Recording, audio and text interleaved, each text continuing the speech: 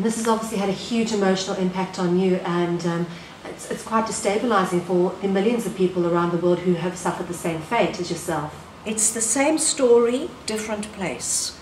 Different names, same speeches.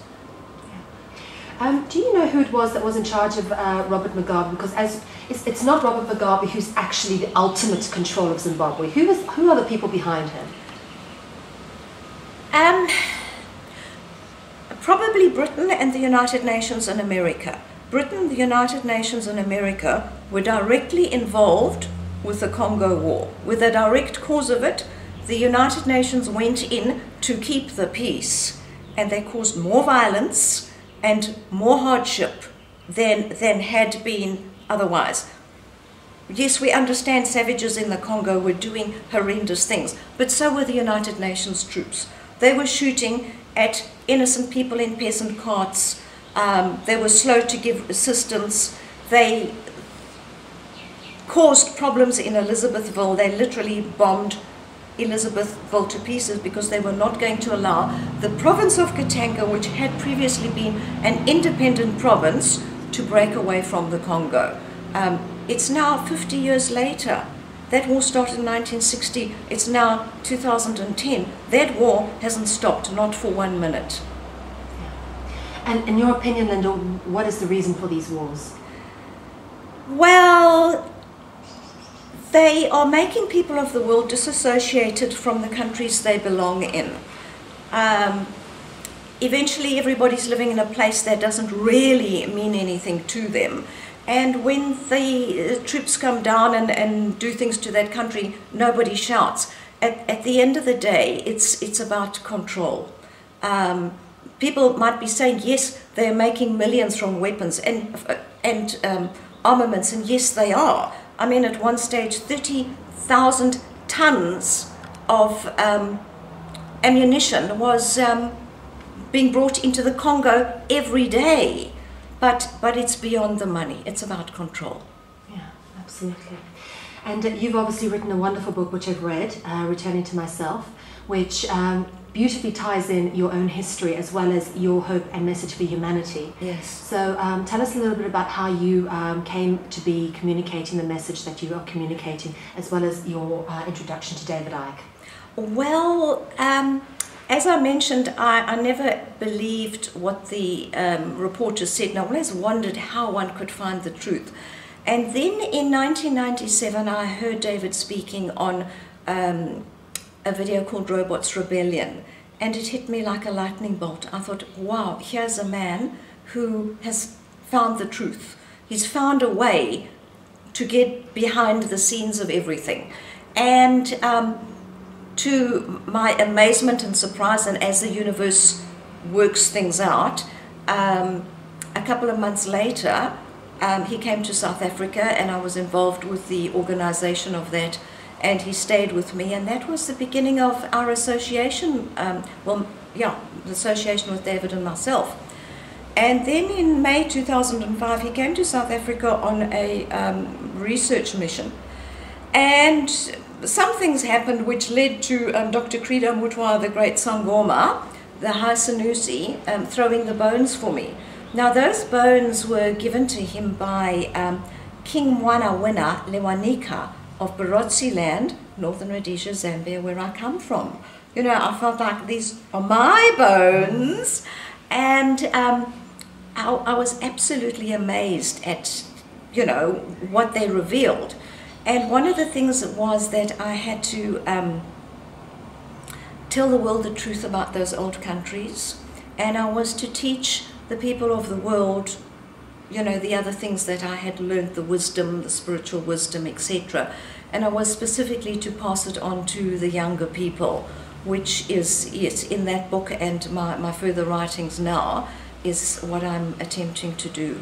And I do think that the world is now ready for this information, because you've surely got to have both your eyes poked out if you can't see what is happening in the world. In your sort of humble opinion, what do you give us a sort of summary of what your worldview is and how it relates to us here in South Africa? It certainly seems to me that South Africa is a repeat of the rest of Africa. The speeches that I've heard here, I've heard the same speeches up in Central Africa.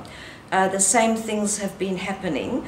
If we take Zimbabwe, for instance, Zimbabwe was quickly made a gun-free society. No citizens of Zimbabwe may own a firearm at all. Therefore, these people have no way of defending themselves against the government forces. So when the government forces come down on you, there's nothing that you can do to help yourself. They're now trying to make South Africa a gun-free society, and a lot of restriction and control is put on legal gun owners, but nothing is done about the criminals. It seems to me that crime is allowed to happen in this country, simply that the criminals are now the unpaid soldiers doing the government's work.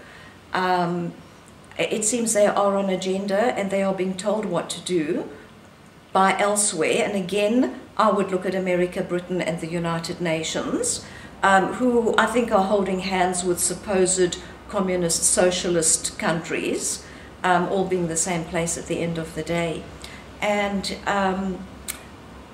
I think in the name of democracy, this country is being marched to socialism or communism.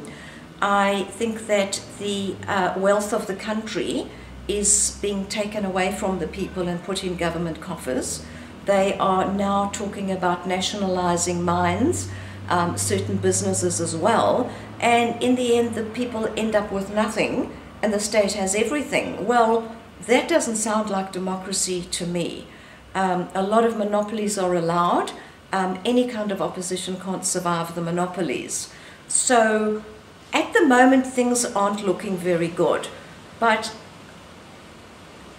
the change, the transformation of the world is coming from Africa, specifically from South Africa. There are a lot of amazing people who are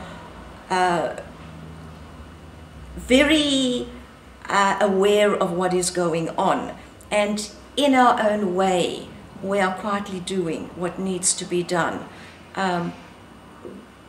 We don't need separation, we don't need to be divided and conquered, but with all the cultures and all the races that we have in this country, we need to hold hands together and together move forward. And we need to get rid of politics in government. We need a government that looks after all the people fairly and equally, not the elite club that keep the government in place. We all have a voice and we're all important. On the elite club that keep the government in place, most South Africans are thoroughly unaware that there is something behind the government. When I say to people that standing in line to vote is a waste of time because no matter who gets into power, the power structure wins. Do you feel that there is still a higher oligarchy or a controlling cabal who tell the South African government what to do and what policies to implement?